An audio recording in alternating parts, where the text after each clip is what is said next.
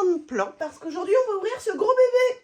Et que comme j'ai pas envie de me défoncer le dos, résultat des courses, je me mets sur la table de la salle à manger. Vous avez le droit à mes oreillers qui sont en train de sécher en prime, ainsi que les dessins des enfants. Mais on va surtout ouvrir ce carton où il y a beaucoup de choses et j'espère qu'au final c'est pas trop abîmé parce que ouais, vous voyez ce scotch là? Ça sent pas bon. Du coup, je vais vous présenter les livres comme ils viennent. Il y a certaines collections qui sont quand même assez conséquentes, donc on verra. Je vais vous présenter tout ça. On commence d'abord avec le tome 1 des Enfants de la Résistance, à savoir Première Action de Benoît Hers et Vincent Dugommier. Et vous ne le voyez pas, mais j'ai ma grande qui est en train de regarder en même temps que je filme et qui fait « Ouais !» Je crois qu'elle voulait la voir. Donc on va suivre des enfants durant la Seconde Guerre mondiale qui vont tout simplement rentrer dans la résistance. Donc voilà, je vais le passer tout de suite à ma fille avant même d'avoir pris le temps de l'enregistrer sur Livre Addict ou quoi que ce soit. Non, il part directement dans ses mains. Une BD que j'ai pris pour Kohan, il s'agit de 666. C'est le tome 1, j'ai mis pas mal d'alertes sur cette série-là. Je sais plus si j'en ai pris d'autres ou pas, mais toujours est-il que ça va aller de son côté de bibliothèque et je ne sais plus du tout de quoi ça cause et je crois que je ne l'ai même jamais su. Parce que mon fils a perdu durant l'année scolaire ce livre-là de l'école. Eh bien, je l'ai pris dès qu'il était disponible en occasion.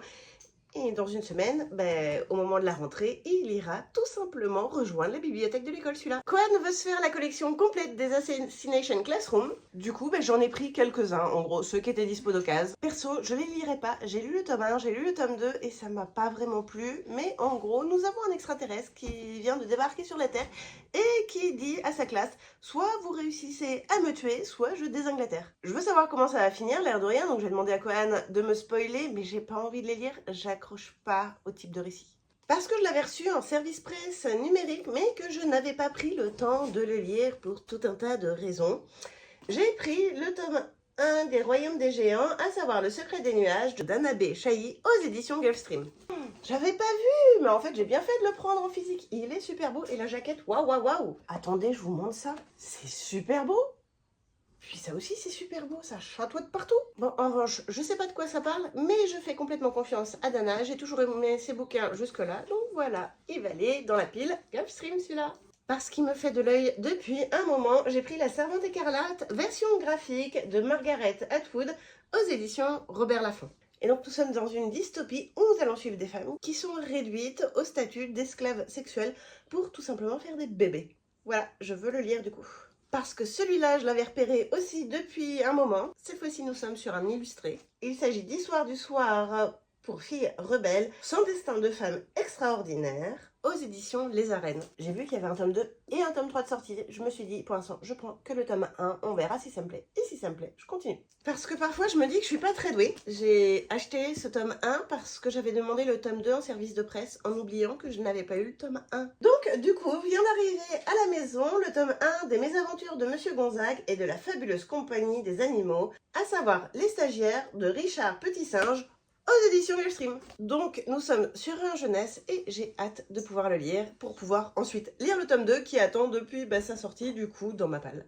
Parce que je les avais adorés, parce que je ne sais pas ce que j'en ai fait. Est-ce que je les ai donnés? Est-ce que je les ai revendus à un moment où j'ai bazardé toute ma bibliothèque? C'est tout à fait possible. J'ai pris le tome 1 d'Eragon de Christopher Paoli aux éditions Bayard Jeunesse, sachant que j'ai acheté le 4 quand il est sorti. Forcément, j'ai pris d'occasion la version avec le jaspage, faut pas déconner. Et donc nous allons suivre Eragon, un jeune fermier qui vit dans un univers pas top top, où les méchants font quand même vraiment la loi, où il va se retrouver avec un œuf de dragon. Résultat des courses, la dragonne va éclore, va suivre toute une histoire. Je vous raconte pas tout, mais je pense que vous en avez entendu parler, surtout que ça a été adapté, au moins ce tome 1, au cinéma. Ça aussi, c'est pour Kohan. Il s'agit du tome 1 version roman de Freeze Quiz, à savoir L'Étoile du Soir de Florent Maudoux et Ophélie Bruno aux éditions Bayard. Et nous sommes, si je me souviens bien de ce que j'ai lu, parce que j'ai lu le tome 1 version graphique, nous sommes dans une université où il y a plein de bébêtes bizarres, de non-humains, on va dire ça comme ça, qui apprennent plein de choses. Et il faut que je continue et je pense que ça lui fera très plaisir. Toujours pour Kohan. Notons que ça devait être une commande pour moi, hein. Je crois que j'en ai pris plus pour Kohan que pour moi.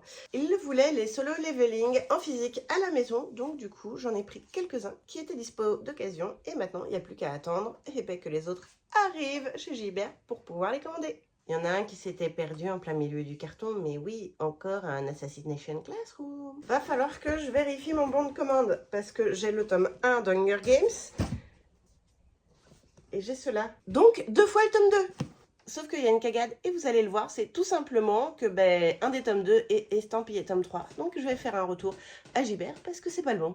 Alors, un peu dégoûtée, même si je voulais pas les relire, je les voulais pour la bibliothèque, pour avoir un souvenir de cette dystopie que j'ai beaucoup aimée, et quand les enfants seront un peu plus grands, pour leur faire lire. Un truc qui va faire que je vais devoir dire à ma fille, ne crie pas s'il te plaît, merci.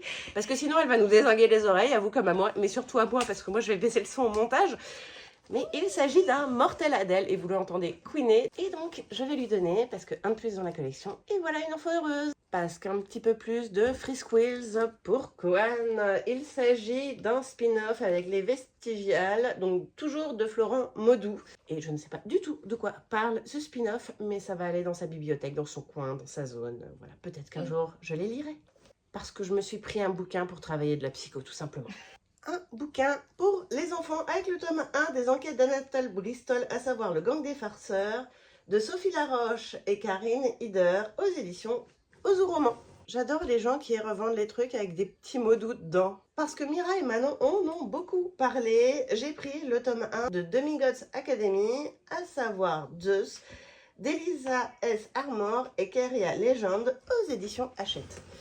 Alors ce tome 1 est relativement jeunesse, mais de ce que j'ai cru comprendre, la suite l'est un petit peu moins. Je crois qu'à partir du tome 3, on est plus sur du young adulte. Et nous allons donc suivre cette jeune femme aux cheveux bleus qui va recevoir son invitation pour rejoindre l'Académie des Dieux. Parce que je les écoute, mais que j'adore cette version, qu'elle est trop belle et que j'aime beaucoup la saga. J'ai pris le tome 3, à savoir Un duel avec le seigneur vampire d'Elise Kova, aux éditions Big Bang, forcément en version avec le jaspage pour lequel j'ai craqué. J'ai déjà le tome 1, j'ai pas encore trouvé le tome 2 d'occasion, mais ils vont tous arriver dans cette sublime version. Encore un solo leveling pour Koan. J'ai craqué pour le tome 1 des Dieux oubliés, à savoir Hadès et Perséphone de Calypso Caldin, aux éditions Plume du Web.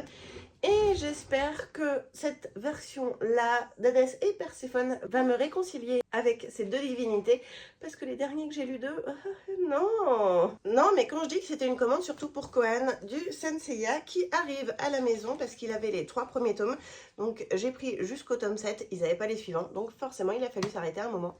Pour moi, il me manquait le tome 4 de Mémoire de la forêt, à savoir La saison des adieux de Michael Brun-Arnaud, illustré par Sanoé, aux éditions École des loisirs. Donc toujours avec notre renard Archibald, et je ne sais pas de quoi parle ce tome 4, sachant que c'est celui sur le printemps et que j'ai encore celui sur l'hiver à lire. Donc celui sur l'hiver, je vais me le mettre dans la palle de l'hiver, et celui-là, ce sera pour le printemps. Donc normalement, mi-2026, c'est lu. Parce que j'ai finalement craqué, j'ai pris le tome 1 et 2 de la chronique des Roquesby de Julia Quinn, aux éditions J'ai lu. Donc voilà, nous sommes dans l'univers de la Régence anglaise, et je vais pouvoir me faire un plaisir avec ce spin-off de la saga des Bridgerton que j'avais beaucoup aimé.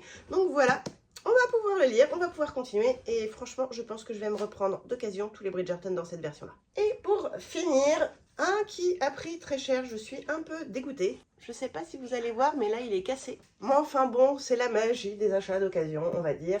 J'ai pris La ronde des saisons de Lisa Kleypas, aux éditions J'ai lu, où nous sommes à nouveau sur de la Régence. Et voilà, j'avais envie un petit peu de douceur, un petit peu de ce genre de choses en ce moment-là. J'en avais plus, donc je me suis dit, autant faire du stock comme ça, j'en aurai pour plus tard.